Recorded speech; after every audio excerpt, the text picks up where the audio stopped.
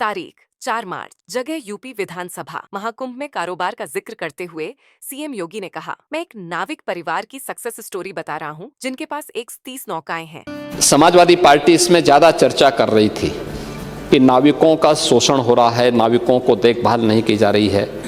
मैं एक नाविक परिवार की एक सक्सेस स्टोरी यहाँ पे बता रहा हूँ। ये नाविक परिवार जिनके पास 130 नौकाएं थी, 45 दिनों की अवधि में इन लोगों ने शुद्ध बचत की है 30 करोड़ रुपए की।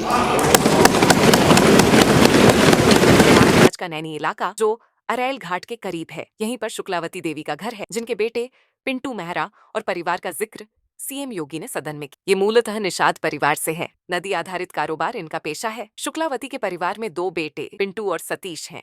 नाविक पिंटू महारा का घर सामान्य लोगों की तरह ही है। मौजूदा समय में मकान के ऊपरी फ्लोर में मजदूर निर्माण के काम में लगे हैं। यहाँ हमारी मुलाकात सबसे पहले पिंटू 40 की मां शुक्लावती 71 से हुई। वे बताती हैं, जून 2018 में पति बच्चा महारा की मौत ने पूरे परिवार को अनाथ कर दिया। बच्चों के सिर से पिता का साया क्या उठा। परिवार की 2 जून की रोटी का सहारा छिन गया था, लेकिन आज बेटे की मेहनत ने सारे जख्म अपनी मेहनत और लगन से भर दिए हैं। कहते हुए उनकी आंख में आंसू छलक आ गए। शुक्लावती ने बताया, बेटे पिंटू ने पत्नी सुमन के जेवर गिरवी रखे। नाव तैयार करने के लिए रुपए कम होने के कारण तो मुझसे घर के कागज और जेवर मांगे। से भी डर था कि बेटे का कारोबार न चला तो सब लोग रोड पर आ जाएंगे। मेहनत के साथ नाव तैयार करने के लिए रुपए जुटाता रहा। पहले सिर्फ 4 नाव थीं।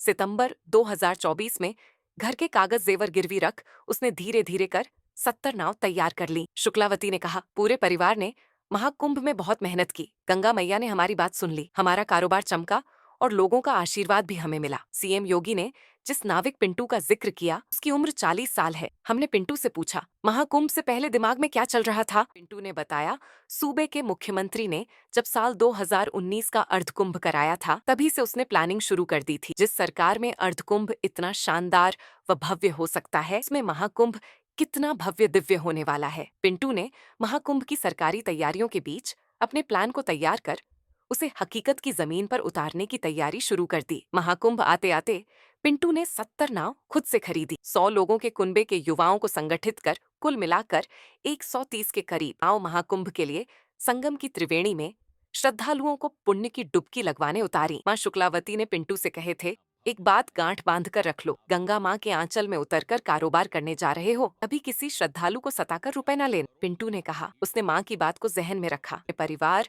व नाविक साथियों की मदद से किला घाट, वीवीआईपी घाट, वोट क्लब, अरेल समेत कई अन्य घाट पर श्रद्धालुओं के लिए नाव चलाई। सरकार ने जितने रुपए निर्धारित किए थे, उतने लेकर श्रद्धालुओं को संगम में डुबकी लगवाई। पिंटू के अलावा परिवार में पत्नी और बेटा बेटी हैं। घर में स्कॉर्पियो गाड़ी है। हमने पिंटू से उनके नाव के पूरे कारोबार के बारे में पूछा। पिंटू ने बताया, एक नाव बनाने में 10 से 15 हजार रुपए खर्च किए, साथ ही साथ मोटर बोट खरीदने में 7 लाख रुपए खर्च किए। कुंभ से पहले उनके पास 12 नाव खुद की और परिवार के लोगों की मिलाकर 80 नाव थीं। पिंटू से जब पूरी कमाई के बारे में पूछा गया तो उसने बताया कि 30 करोड़ उसने अकेले नहीं, पूरे कुनबे ने मिलकर कमाए हैं। इस सवाल पर कहा कि अभी हिसाब नहीं किया, इतने रुपए का करेंगे क्या? इस सवाल पर कहा, सबसे पहले कर्ज चुकाएंगे, इसके बाद अन्य कारोबार में रुपए लगाएंगे, क्योंकि पढ़ाई को बेहतर करने का काम होगा। परिवार की सुख सुविधा पर खर्च करेंगे।